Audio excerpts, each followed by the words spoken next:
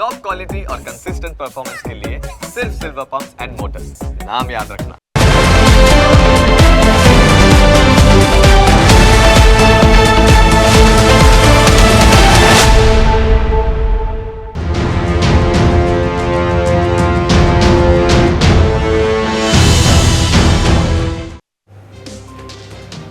ગુજરાતમાં કોંગ્રેસ કેમ આગળ નથી આવતી? આ સવાલ સમયાંતરે ચર્ચાનો વિષય બનતો રહ્યો છે. સમયાંતરે કોંગ્રેસના આંતરિક જૂથવાદ પણ સામે આવતા રહે છે. તેવામાં કોંગ્રેસનો વધુ એક આંતરિક ડખો જગજાહેર થયો છે.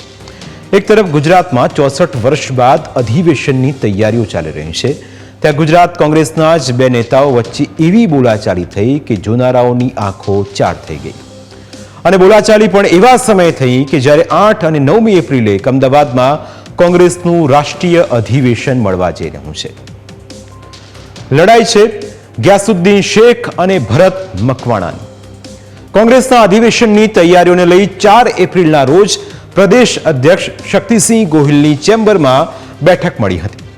આ બેઠકમાં અમિત ચાવડા, ઉષા નાયડુ, પ્રગતિ આહિર, નીરવ બક્ષી સહિતના કોંગ્રેસના નેતાઓ હાજર હતા. ગત લોકસભા ચૂંટણીમાં અમદાવાદ પશ્ચિમ બેઠક કોંગ્રેસના ઉમેદવાર ભરત મકવાણા અને બીજા નેતાઓ બેઠા હતા. આ દરમિયાન ગ્યાસુદ્દીન શેખની એન્ટ્રી થઈ. ગ્યાસુદ્દીને તમામ નેતાઓની હાજરીમાં જ ભરત મકવાણા પાસેથી ચૂંટણી પ્રચારનો હિસાબ માંગ્યો. કારણ કે લોકસભા ચૂંટણીમાં પ્રચારની જવાબદારી ગ્યાસુદ્દીન શેખે સંભાળી હતી. તે વખતે પ્રચારમાં લાખો રૂપિયાનો ખર્ચ થયો હતો.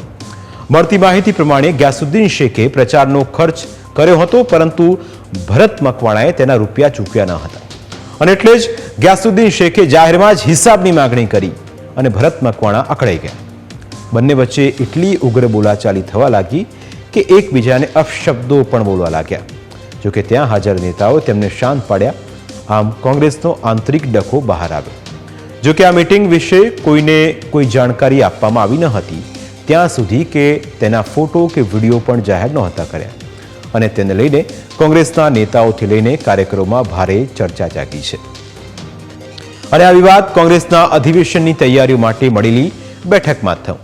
ટૂંકમાં કહીએ તો એક તરફ હાઈકમાન્ડ ગુજરાત કોંગ્રેસનો જુસ્સો વધારવા પ્રયાસ કરી રહ્યું છે, કોંગ્રેસને બેઠી કરવાના પ્રયત્નો કરી રહ્યું છે, જ્યારે સ્થાનિક નેતાઓ અંદરો અંદર લડવામાંથી જ ઊંચા નથી આવતા, ત્યારે લોકોમાં તો એવો પણ પ્રશ્ન ચર્ચાઈ રહ્યો છે કે આગળ જતા હવે આ નેતાઓ પાર્ટીને કેવી રીતે શિખર પર પહોંચાડશે.